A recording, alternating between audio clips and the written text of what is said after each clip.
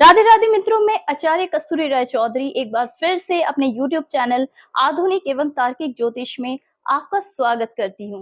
मित्रों, मेरा आज का जो टॉपिक है वो है वक्री ग्रहों के बारे में। जी हाँ, वक्री ग्रह एक ग्रहों की चाल होती है। हमारे ज्योतिष शास्त्र में ग्रहों की 3 चाल बताई गई है, जिसमें पहला होता है मार्गी, जो सामान्य रूप से चलायमान होते हैं ग्रह, और दूसरा होता है अतिचारी, यानी कि बहुत ज्यादा तीव्र गति से जो ग्रह चलते हैं। और वक्री ग्रह वो होते हैं जो गति में तो तीव्र होते पर उल्टी दिशा में चलते हैं, और इनका जो फल होता है वो एक घर पहले का होता है।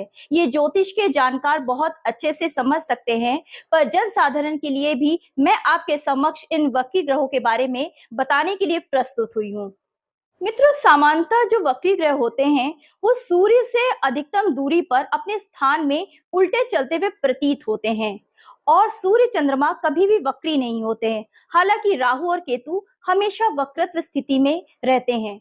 मित्रों, पाप ग्रह जब वक्री होते हैं तो वो और भी खराब फल देते हैं। जी हाँ, जैसे शनि की वक्रत्व स्थिति जो होती है वो बहुत ही खतरनाक होती है, और इस बार 2024 में शनि 29 जून को वक्री होने वाले हैं, जो कि 15 नवंबर तक रहेंगे। और इसका फल ये होगा कि हर जगह आपको निराशा ही मिलेगी, धन की हानि होगी, आपकी समस्याएं बढ़ेंगी, विवाद बढ़ेंगे, यहाँ तक कि गाड़ी अगर आप बहुत स्पीड में चला रहे हैं तो हो सकता है कि आपका एक्सीडेंट भी हो सकता है। इसलिए कहते हैं कि पाप ग्रह जब भी वक्री हो आपके बर्थ चार्ट में तो इसका तुरंत उपाय कर लीजिए।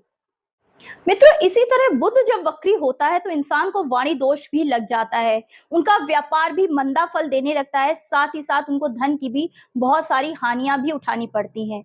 और अगर कहें कि मंगल वक्री हो जाए तो विवाद तो क्या कहने, इसमें इतने विवाद बढ़ जाते हैं, भाई भाई एक दूसरे को नहीं देख सकते, उनके सामने संपत्ति के विवाद सबसे पहले खड़े हो जाते हैं। इन लोगों के जो जीवन होते हैं वो संघर्ष और कह लीजिए विवादों से ही भर जाते हैं। इसलिए वक्री ग्रहों का निदान करना बहुत ही आवश्यक होता है। जब जब कोई भी शुभ ग्रह वक्री होता है, जैसे गुरु अगर वक्री होता है, तो आपका जो संघर्ष होता है वो बहुत अधिक बढ़ जाता है।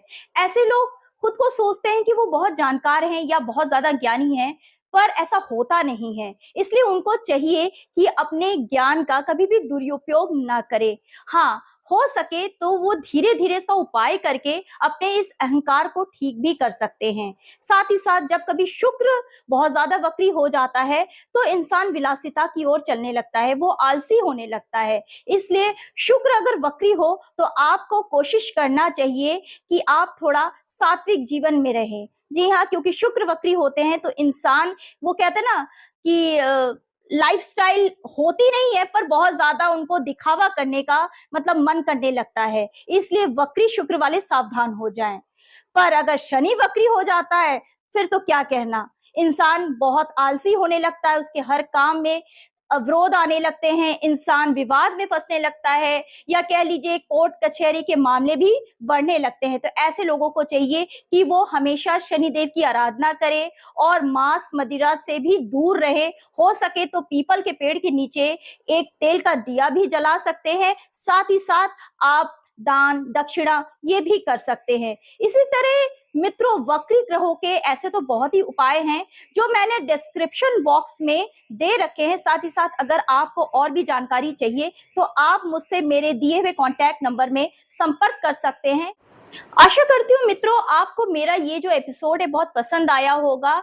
इसी के साथ मैं आपसे विदा चाहती हूँ, और ये आपको वादा करती हूँ कि ज्योतिष के नए नए जो भी उपाय हैं मैं आपके समक्ष इसी तरह प्रस्तुत करूंगी। तब तक के लिए नमस्कार।